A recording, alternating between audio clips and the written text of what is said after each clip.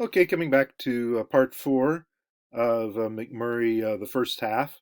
We're looking at immigration policy, um, and we're looking at the city and the country, page 13. Now, I apologize that I have misplaced my copy of the book, and I've looked all over the house. I had about an hour in my office before they closed things down. And I looked and looked and looked for it, and I couldn't find it there. And I thought it was in the house, and I just can't find my copy of the book, and I apologize. But basically, what's going on here, as I remember it, is um, the situation where you have um, migration before the migration. So this is something we're familiar with when we're talking about Appalachians, right? Because Appalachians are living in um, Middletown, living in Hamilton for a couple generations now, three generations, but they still see themselves as new immigrants here. Um, very often, they're not accepted as the true people who have been here for for 5 or 6 generations, who were themselves, of course, immigrants from some European country somewhere. Very often, but this newer migration of the country to the city is really common. It has to do with mechanization of the agriculture, right? So once we get tractors, and once we get harvesters and combines and all that good stuff, then you don't need so much handwork on the farm, and so when the farm labor gets mechanized, then the farmers have to leave and go get a job in a big city. So basically, the way the people are living in Nador or in any other big city in North Africa, um, it's not. These are old cities. These are really old cities. Some of the oldest cities in the world. But the people who are living there are not sophisticated urban dwellers for all that time. They were 3 or 4 generations back living up in the mountains, looking after their sheep.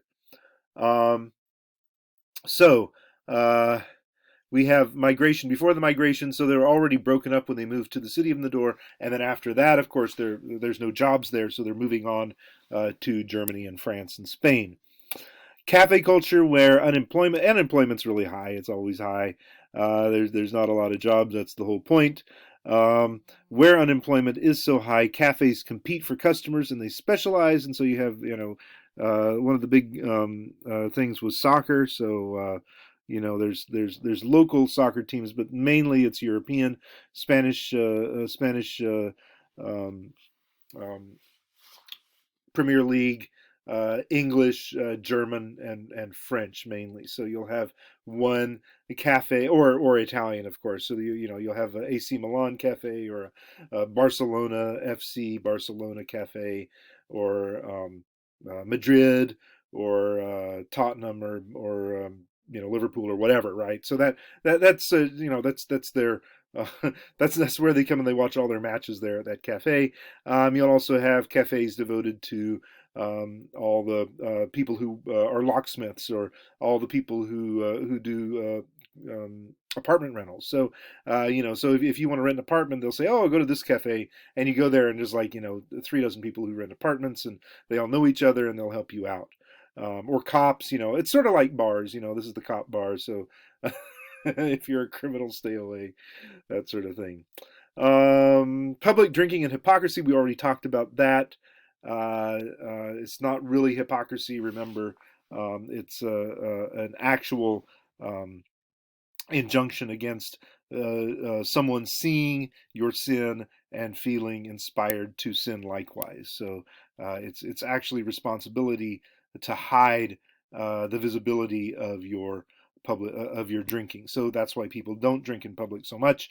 Um, they do plenty of drinking. I got drunk under the table numerous times by Moroccans. They got really high tolerance for alcohol, but the ones who drink. But very little of it is done in public, because if you're going to do something bad, at least don't brag about it, right? By doing it where everyone can see you.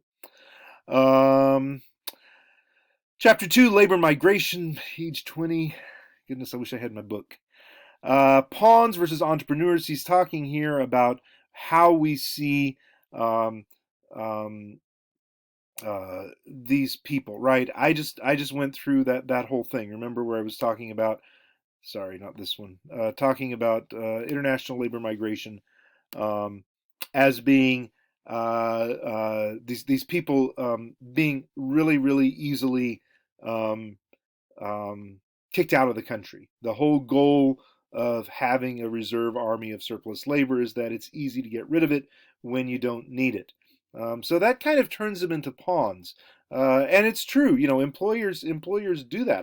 During the you go read Grapes of Wrath, and you learn about uh, during the Great Depression. They would print out handbills and from California and send them back, to the Midwest and say, "Hey, there's plenty of jobs. Come to California." And there aren't. There's not plenty of jobs. There are very few jobs. But if you have 10 people competing for 5 jobs, um, it's they can get together and they can raise the labor price on you. But if you have 300 people competing for 5 jobs, it's going to be like a knife fight in a phone booth to be one of those 5. And people will take anything, right? They're truly desperate. So the goal was always just to pump up the numbers, get as many starving people as we can in here, and then they'll fight it out to pay us to work for them. Uh, and and so there's a lot to be said there for people as pawns. They're being used. They're being manipulated from their fear. But he also sees them as entrepreneurs, because remember, for everyone who leaves, there are for each one who leaves, there's 99 who stay behind, who don't leave because they're scared, because it is scary to leave your place. People always talking about that with Mexican immigrants, or Guatemalan immigrants, or Honduran immigrants coming to the United States and saying, "Oh, they're just here because they want to live in the prison. They get 3 squares a day." I'm like, have you heard of American prisons? Uh, they are not nice places to be in. It makes far more sense to me to see someone who's living in absolute squalor in some of the poorer communities in Middletown, or anywhere in the United States. It's really rough. There's no, there's very little that's good about living in some of these terrible slums. Why don't they just smuggle something into Spain? And I had a friend who did it. He wanted to see if he could get caught, and so he smuggled some drugs into Spain, and he got busted, and I don't know, I think he got 3 months or 6 months or something in the Spanish. But he said it was nice. They had TV. Nobody hurt them. They had access to college classes if they wanted them. They had doctor. They had clean clothes, nice places, air conditioning, heating, plenty of exercise equipment. It was a really nice place. The Spanish prisons are nice. They're not bad places. So why don't any Americans do that, right? You've got all these Americans living in squalor. Why don't they? Because it's hard. Because you're going to a place where you don't speak the language, right? You're stuck in a prison in Spain or France, or somewhere, some European socialist paradise where they treat their prisoners so nicely. Uh, why don't Americans do that? And they don't, because it is incredibly scary to go to a place where you don't speak the language, and it's truly an adventure. I'm sorry. I should be having my face big here so you can see me and you're not looking at my little picture there. So, yeah. So why don't we look at them, instead of looking at these international migrants as pawns? Why don't we look at them as pioneers? Because it did take a lot of um, and it does when people leave their homes. I mean, think of many of us in this class are descended from European immigrants or other kinds of immigrants to the United States. And you think about your grandparents or your great grandparents who came. With mine, it was my ancestors coming out of Germany in the 1880s. They had lived through, I think my great grandfather, something like that, was a mule driver for the Kaiser during the Franco-Prussian War, and he hated it. He thought, this is terrible. This country Germany is being ruled by a bunch of warmongers who are starting wars just to gain a little bit of territory, and they did. They started a war with France just because they wanted Alsace-Lorraine, and it was a terrible idea. It was stupid. And he's like, I'm not doing this anymore. So he just packed up and said, I'm going to America. All right, leaving behind loads and loads of family members who didn't. They said, "That's scary. We don't really want to do that, right?" So the point here is that these are incredibly brave people. They are resourceful. They are voluntary migrants. Are incredibly um, uh, just absolutely passionate about changing their whole way of life and going to a completely new place and starting all over. And so it's one way of looking at it. And I think um, McMurray comes down on that side. They're entrepreneurs. Hadu and his banker, he has an old European guy. I think he's Italian or something like that, or Spanish. Who he's a Christian. He's not Jewish, but he could have been Jewish. This is this idea that you need an outsider to do the banking because they can charge interest legally, sort of shady in Muslim countries. Definitely because they are outsiders, you can trust them more than an insider who might be on one faction or another. And in fact, there's in my experience in Morocco, people really had no idea the details of differences between Christians and Jews.